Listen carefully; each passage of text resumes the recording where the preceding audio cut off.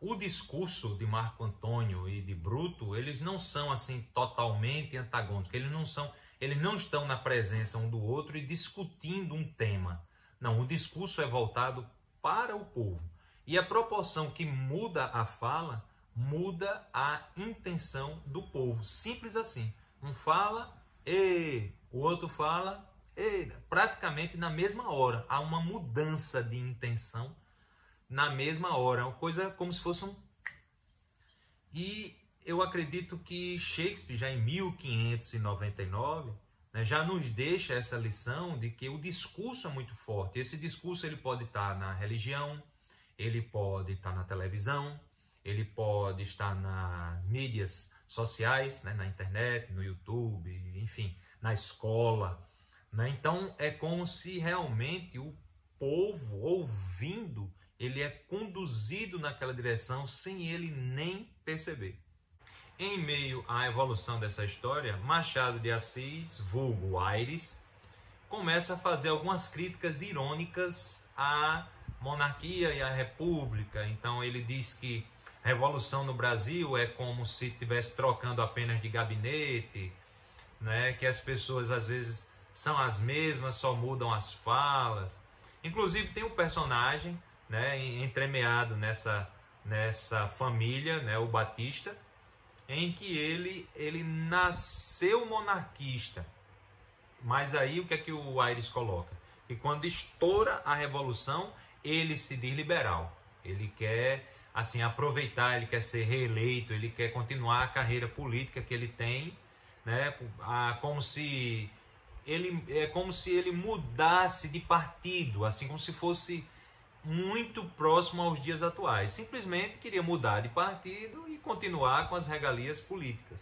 Ao terminar a leitura desse livro, eu preferi assistir ao filme em 1965 lançado, e que foi com Omar Sharif, com a atuação brilhante como Zhivago, e enfim, esse contexto, esse apelo à descrição da sociedade, do panorama da natureza, de tudo, acaba que deixando o romance mais lento. As ações não são seguidas, assim como eu falei nesse vídeo. Elas são muito demoradas, essa versão tem 709 páginas, e você fica meio que desestimulado de tanta informação social, de tanta informação relacionada à história da Rússia. Então, vovó é uma personagem muito marcante, dá um brilho diferente a essa história, tem muita personalidade. É a vovó que ninguém quer, mas para o leitor é só alegria e graça. E ela volta ao cassino, volta a jogar. O Alexei não acompanha, mas aí nesse segundo encontro ela começa a perder dinheiro. Enfim, o Alexei acompanha até onde dá. Mas aí de um determinado momento ele se recusa, ele não fica ali o tempo inteiro, né? Porque ela já está começando a dilapidar todo o dinheiro que ela levou. E isso meio que o Alexei tem um certo respeito por ela, então ele vê que não dá para continuar assim tutorando aquela vovó, porque no jogo não vai. Ao mesmo tempo que ele tem essa visão sobre essa personagem, ele, como o próprio jogador, ele tudo que tem, ele pode chegar ali e usar, gastar, enfim. E o objetivo dele é sempre ter dinheiro, enriquecer, para finalmente desposar a enteada do general.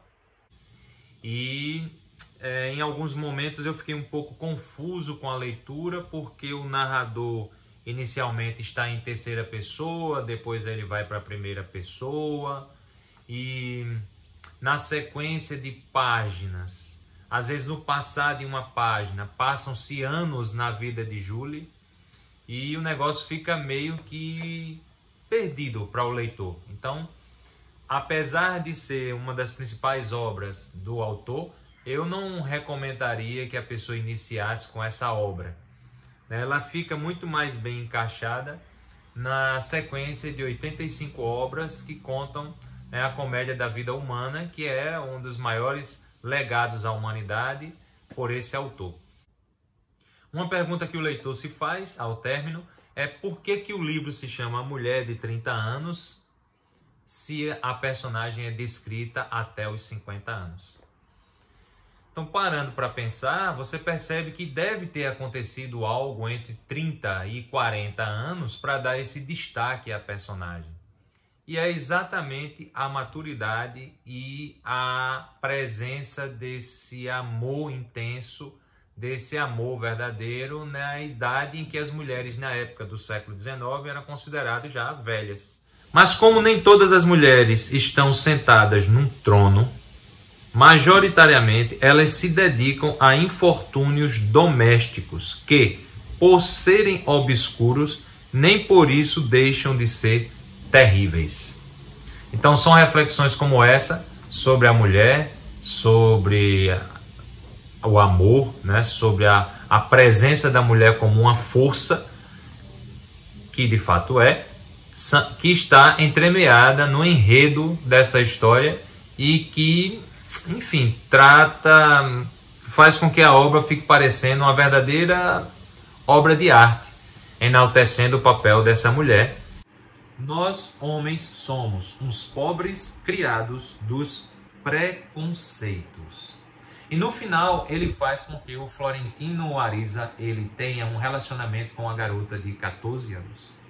Apesar de parecer muito estranho, mas não havia a leviandade, ou seja, a pedofilia de fazer e deixar para lá, abusar daquela criança.